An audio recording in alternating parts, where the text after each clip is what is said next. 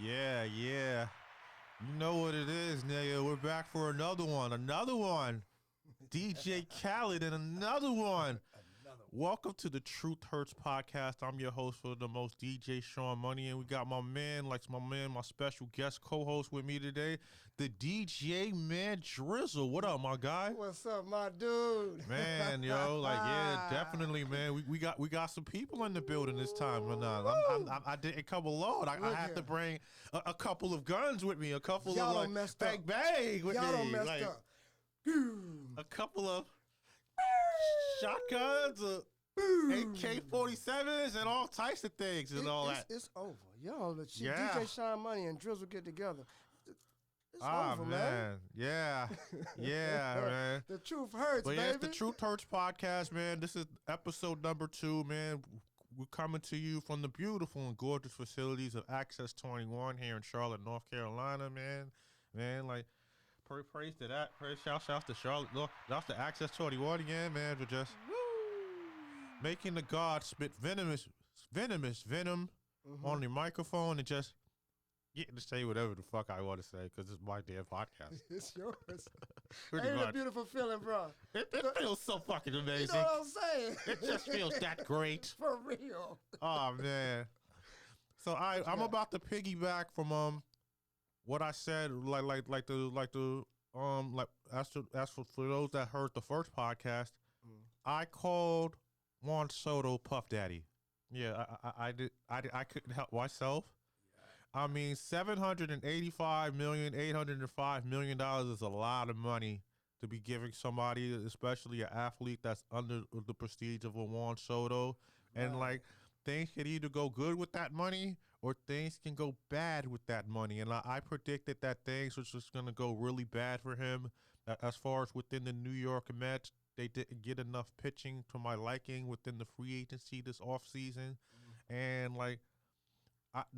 it was a great move. Like I said in the first, it was a great move for the New York Mets. It was just a game changer for them as far as their franchise. I just felt that they didn't get enough pitching to go on top of that layer of a status of a Juan SOTO, and was it worth the money? And I have some audio that from a legend, from a living legend. Christopher Mad Dog Russo, who felt that the Yankees actually won within the offseason, within the moves that they made. And I'm going to play this audio here, and then we're going to piggyback off of the audio. I want y'all to hear exactly what this is Christopher Mad Dog Russo on MLB Network talking about I'm looking for the audio. Give me a second remember here. Hearing it a little bit, man. It's for those who hadn't heard it. It's going to be. And here's the audio right here. Hardly over. There are still a lot of big dominoes that are going to fall. But if you had to anoint a winner and a loser of the offseason so far, which teams would you put in those categories? I tell you, I think the Yankees are a winner. I mean, the Yankees signed Fried, Bellinger, and Devin Williams for SOTO, and it wasn't even nearly the money. So the Yankees, I think they've done a great job. No, they gave Fried too many years. We understand that. Williams will help that bullpen. And Bellinger at Yankee Stadium, he's versatile defensively, and he plays well in a big game. That is the Yankees Cashman did a great job. And I don't understand the Mets. Let me get this straight. They bring SOTO in, and I know they're adverse to signing big pitchers because of Verlander, and obviously Scherzer didn't quite work out. The Mets are going to try to survive with the Gifford Cannings and the Frankie Montases of the world and try to strike lightning in a bottle again after they did it this past year with Severino and Quintana and Minaya. That's asking a lot. I mean, they can hit, but their starting pitching, which came up very short against L.A., that's not a good staff. And if you're going to give SOTO $800 million and give his mother a clothing expense, why not go out there and go get yourself a starting pitcher? Time out. His mother a closing expense? I hadn't heard that one. I hadn't heard that either. Did that? Yeah, Bill Madden. Did you read Bill Madden last week in the New York Daily News? That, he got 22 tickets in the seats behind home plate. He got maybe some private plane stuff, and his mom some sort of clothing expense. Really? For $805 million? If that is true, and I didn't report it, if that is true, I mean, how in the world can you get a starting pitcher, for crying out loud? They need a starting pitcher. But the original question is this. The Yankees, with the 3 acquisitions, to me, did a great job. Apologize for like any echo within the background. I had to record it that or write it right off of my phone, so like that's the audio that we was able to have, man. But like, man, Dre, I know you don't follow a lot of baseball, but what's your thoughts in general of like Juan Soto's deal with like $805 million, man? Like, it's unheard of. Unheard of. It's like the biggest contract in the history of sports, man. 13 years, $805 million. I mean, and I'm gonna delve on of what Mad Dog said in a minute. I don't. You don't have to even be a big fanatic baseball fan. Everybody saw this. It was in all the news, especially the Sports Center, ESPN. It was on everything, and you had to look and say, well, what's going on with this cat? Are they like family? Do they know each other? Is it a personal interest? Right. I was shocked at the number, because you look at all the greats, and none of them, they didn't get deals like that. Yeah, and like this is like, wow, for real? Like, what this cat going on that he's really worth that much? The late Ricky Henderson. For those that don't know, we recently just lost them. The legendary Ricky Henderson, man. Rest in peace, man. Legendary, the greatest like base stealer in the history of the game, man. Baseball, like, just stole so many bases every year, man. Like Oakland legend, like New York Yankee legend, and won a ring with the Oakland A's, man. Just a phenomenal human being, a phenomenal philanthropist of the game of baseball, man. Rest in peace to the legendary Ricky Henderson, man. Like, just definitely. But he made it interesting to watch. I love watching him steal. Like, he did it with finesse. Yes. And you could not stop him. You were not ready. He just... I felt Arnold seeing that speed like at the last leg of his career, watching him as a kid, man. It was just phenomenal, like how he just stole the base. It was just an art form. He made it an art form to steal the actual base, to go from first to second, like. And it's like you couldn't catch it. He didn't have no moving. No, he just... So you weren't even prepared. Like, you couldn't even tell your baseman, hey, here he comes. He just take off. Pew. Gone. Yeah, definitely. But back on the subject a bit, like, I agree 100% with Mad Dog Russo. The Yankees just have been showing off. Like, instead of giving that $760 million that they would have gone to Juan Soto, that they've been able to get it to great use. Like, just signed Paul Goldschmidt within the first base. We got Clay Bellinger. Cody Bellinger, I'm sorry. Max Fried was just a huge, like, he's like the biggest, like, free agent left-handed pitcher within the market. The Yankees got him, and just, like, I'm very excited. I haven't been this excited about baseball season up and coming in, like, a really, really long time, and I'm just happy about that. And yeah, like, it's going to be a very, very interesting baseball season, and, like, I'm looking forward to seeing both the Yankees and the Mets, and let's see how this has turned out. But, like, me too. But Juan, good big advice. Stay out of trouble, my man. Phew, boy. I mean, buying the moms, like, the house, like, already, like in the seats and all that, like he's doing it within the positive view, so supporting the family at first. Like, he's already gotten the. I give him dubs on that. You gotta give him dubs on that. Yeah. Yeah, so that was a beautiful thing within the month. But, like, man, I just hope you stay out of trouble. Like I warned you in the last podcast, man. If you don't end up like the diddler, cool. But if you do, man, like, it's going to hurt not just you, but a lot of the people that really care about you, and a lot of those Mets fans that's going to grow to love you, man. And it comes with, when you get to a level like that, and you're making money like that, and you're in the spotlight like that. Biggie said it best. The more money you make, the more problems you get, man. The jealousy and envy, man. It just comes with the territory, like my man Puff said. Yeah.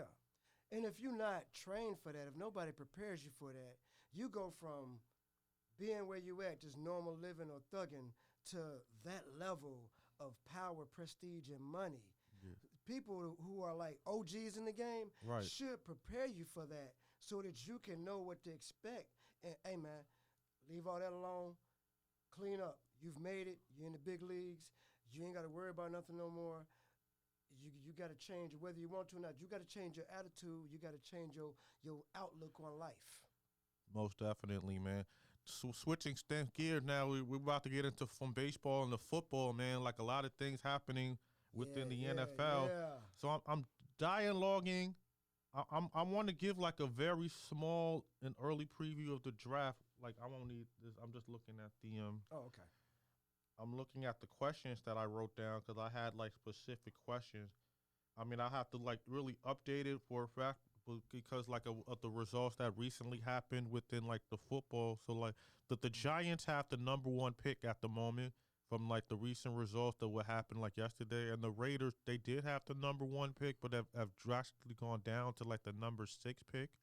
So now the Patriots are at the number 2 pick, and it's like it's a lot of big talent that's going to be coming out of this draft, and it's going to affect the landscape of the NFL 2025 and no other. I'm specifically talking about Travis Hunter, who's like the most game-changing, most shifting. Like he just won the Heisman Trophy, and I'm not going to get into any of the like the personal stuff that's going along with that.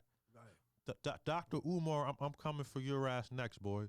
This is just the warning for the next episode. You're gonna get my wrath soon, my man. Doing too much. But yo, Travis Hunter, like he's just a phenomenal, like he's the best like two-way shifted game changer of a player that I've witnessed within the last 25 years in college football, and he's going to be weighed heavy. If the New York Giants don't get this kid in the I feel within the first round, within the first pick, I think it's going to push their franchise back another 7 to 10 years. He's that talented. Yes. He's that game-changing of a shifter. And like the questions that I had, I'll have to reword it a little bit. Mm-hmm.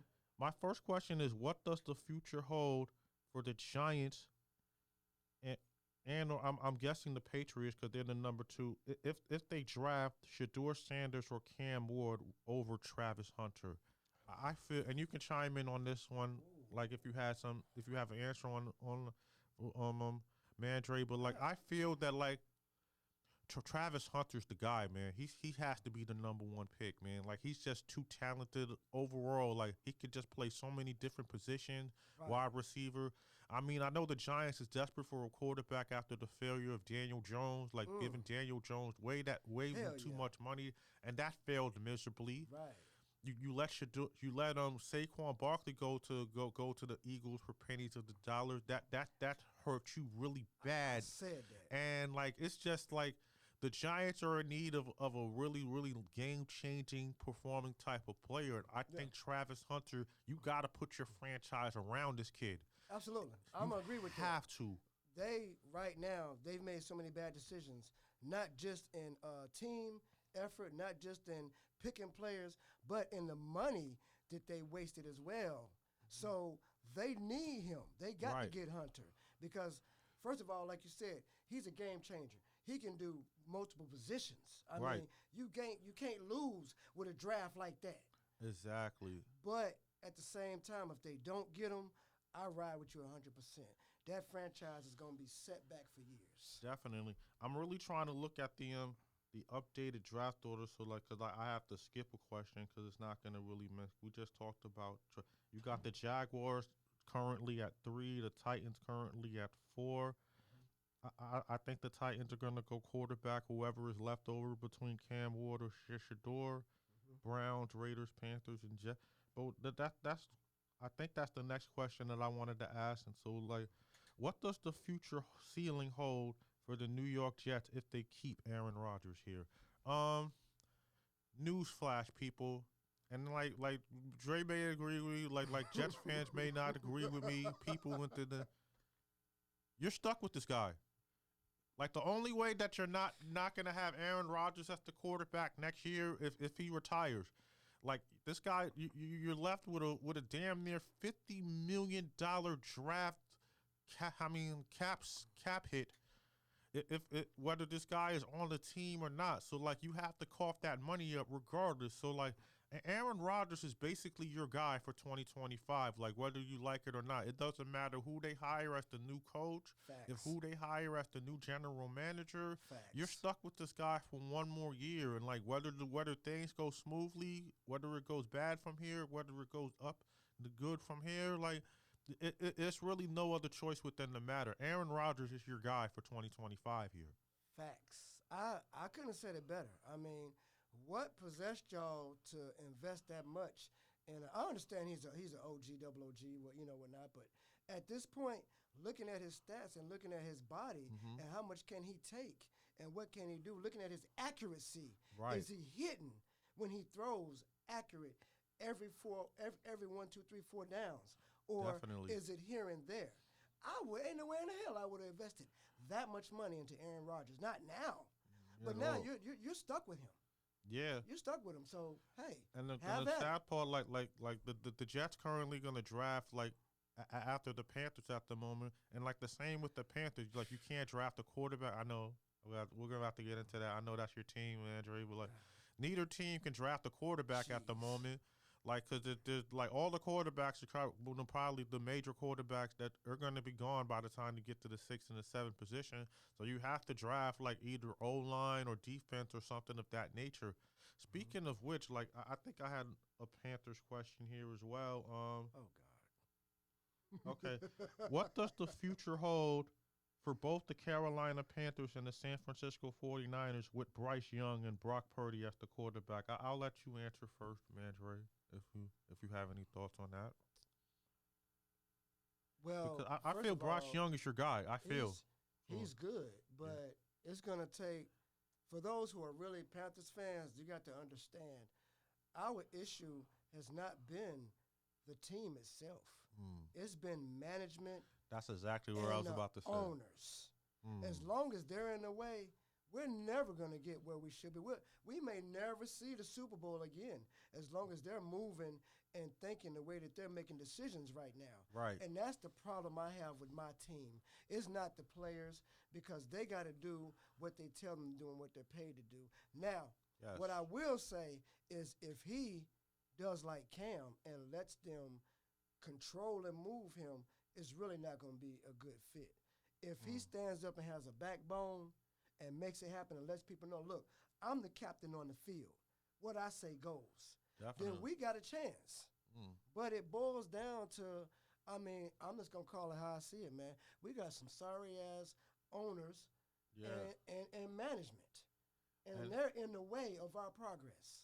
And like, what bothers me more, so you hit the nail, like most of the things that I was gonna say about the Panthers, and it's like it's really been the ownership and the management. And then you have the audacity, like on top of by like not putting like a good field product for like asking this amount of money, millions, that amount of millions from the city council, when that money can go into like different projects as far as like housing, like in like for community efforts and things of that nature. Preach. Which is the reason why my homegirl Tijuana Brown, shout to City Council Miss Shout out. Councilwoman Tiana Brown. That's Yes. why she's saying no to like all of these this money that you wanting, like that could for your stadiums and for your lifestyle and things of that nature that you were asking for, because you're not putting a good product on the field at the moment. And like this can change. You finally have your quarterback. Finally put the right amount of players around for this guy, for this team to succeed. It's all that the city of Charlotte is asking for you, because like for 5 and 12 year in year out just doesn't cut it, man. Like it's just getting to the point bad where like this guy is really looked at as the worst owner in the league year in and year out. That Dan Tepper his name, right? Like, this guy is really the worst owner within the league right and now. that's saying a lot, because we're one of the youngest teams in the league. Right. So to have that tag and be one of the youngest teams, you really need to look at your persona and what you're doing. Exactly. For real. And as far as the 49ers, so that they didn't make that they're short within in the playoffs, that they're gonna get a top 10 draft pick. I mean, Brock Purdy's a very, very good quarterback. He's good enough. It's like the injuries really hurt them this year, like on both sides of the fence, like defense and offense. You just got to draft the younger. I feel just get a better O line to go around Brock Purdy, and just really stack that defense up really bad. Like it just got that. I felt bad when like one of the I forgot homie's name, DeAndre something, like quit on the team right in the middle of the game, and then like he got suspended for the rest of the season for that. And so if it's getting that bad where players is like quitting like in the middle of the game, like it's just something deep within side of that side of that team, within side of that locker room that needs to be fixed and like be examined in the offseason. Yes, and I really hope the 49ers get right on that end. Yeah, man, it's definitely internal. When you see stuff like that happen, they're not concerned about fines. They're not concerned about the money. They're not concerned about what anybody else will say. There is some internal damage going on inside of the team and the management. It goes back to what we were just saying with the Panthers. Right. You can tell. You see the friction. You know it's something going on. But when you quit in the middle of the game, it's serious, bro. That's a very, very serious bad. Okay, hopefully we'll like within the next show, like we're gonna get in deeper to talk about the playoffs and things of that nature. This is amazing sports talk. Like as you can see, I'm prepared. I'm focused. I'm a lot more confident than what I sounded on the first podcast. More of the Truth Hurts podcast in the moment right here. Don't go nowhere. That's right. We can stop that part of